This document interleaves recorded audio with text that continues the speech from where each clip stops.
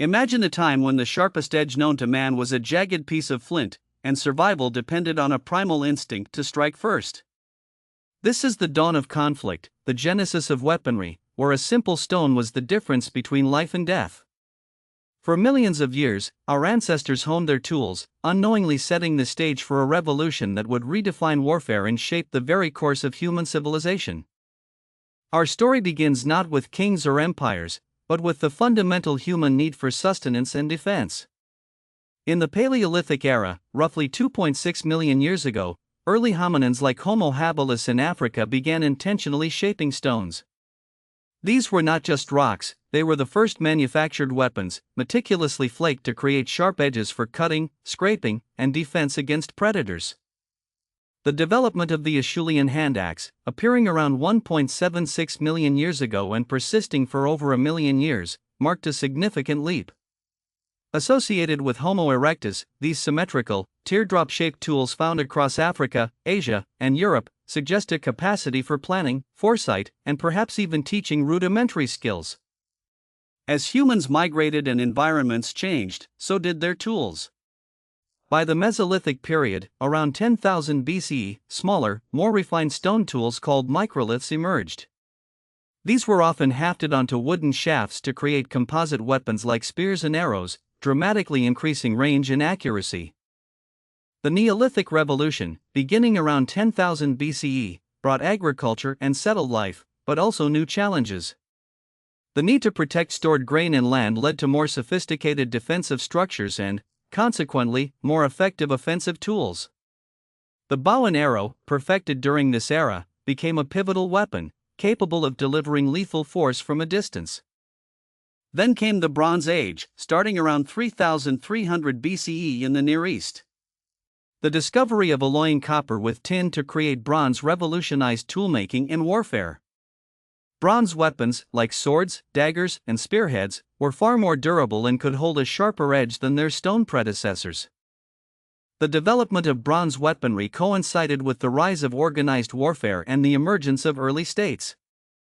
Civilizations like the Sumerians in Mesopotamia and the Egyptians developed standing armies equipped with bronze swords, spears, and formidable battle axes, often depicted in their art and inscriptions.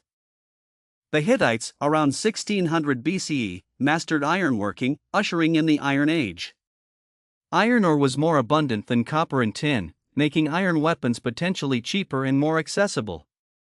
Though initially brittle compared to well-made bronze, iron rapidly improved, leading to stronger, more versatile weapons. The Assyrian Empire, known for its military prowess from the 9th to 7th centuries BCE, heavily utilized iron weaponry. Their armies employed iron swords, spears, and particularly effective siege engines, allowing them to conquer vast territories across the Near East, documented extensively in their monumental reliefs. The Greeks, particularly the Spartans, refined the use of the spear and shield, forming the terrifying phalanx formation. Their primary weapon, the dory, a long thrusting spear, coupled with the aspis shield, created an almost impenetrable wall of bronze and muscle that dominated battlefields for centuries, famously at the Battle of Thermopylae in 480 BCE. The Roman Republic and later Empire perfected combined arms tactics. Their legions were equipped with the gladius, a short, double-edged sword ideal for close-quarters combat, and the pilum, a heavy javelin designed to disable enemy shields. This disciplined force, utilizing superior logistics and engineering, conquered an empire stretching from Britannia to Mesopotamia. The decline of Rome saw a fragmentation of military technology in Europe. However, innovations continued elsewhere. The Chinese, for instance, developed advanced crossbows with complex trigger mechanisms, capable of incredible power and accuracy, used effectively during the Han Dynasty, 206 BCE, 220 CE, and later periods. The development of the composite bow, particularly by steppe peoples like the Huns and later Mongols, revolutionized mounted warfare. These bows, made from layers of wood, horn, and sinew, could be fired with great force from horseback, allowing for devastating hit-and-run tactics that overwhelmed more traditional infantry. The introduction of gunpowder from China to the Islamic world and then Europe in the 13th century marked a true paradigm shift. Initially used for fireworks and primitive explosive devices, its military potential was soon realized. Early gunpowder weapons, like the hand cannon and crude bombards, appeared in the 14th century.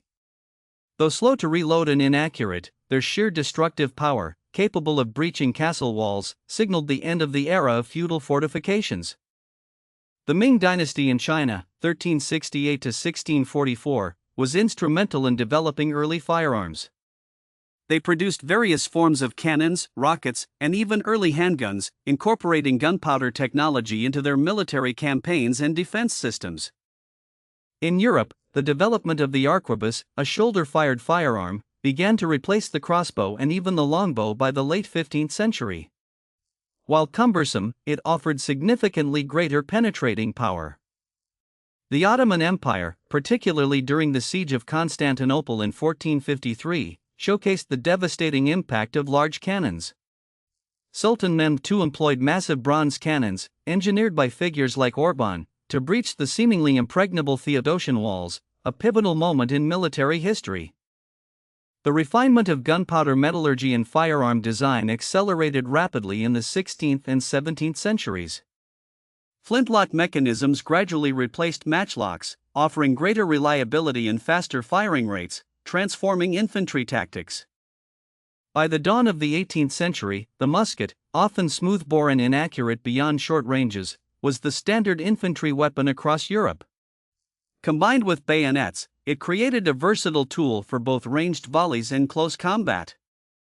This evolution wasn't just about destruction, it was about societal change.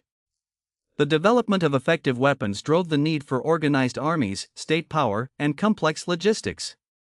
Fortifications changed, cities grew, and the very nature of human conflict was irrevocably altered. Consider the sheer technological leap, from a sharpened rock used by Homo erectus over 1,000,000 years ago, to the bronze swords of the Assyrians, the disciplined legions of Rome, and finally, the thunderous roar of the first gunpowder cannons.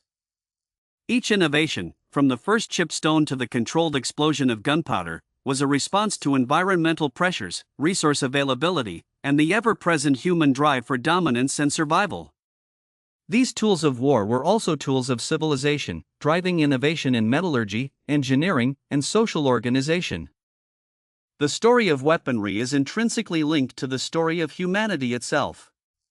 It reflects our ingenuity, our capacity for cooperation in warfare, and our relentless pursuit of advantage. From the earliest chipped stones wielded by our ancestors to the sophisticated, yet fundamentally simple, principles of gunpowder, the evolution of weapons is a testament to human innovation under the crucible of conflict. These advancements didn't just change how wars were fought, they fundamentally reshaped societies, drove empires, and determined the fate of civilizations. The quest for a more effective weapon never truly ends. It is a cycle of innovation, adaptation, and often unintended consequences that continues to this day. What was once a matter of survival has become a complex geopolitical force. Join us next time as we delve into the age of cannons and muskets, exploring how gunpowder truly transformed the battlefield and ushered in a new era of global conflict and exploration.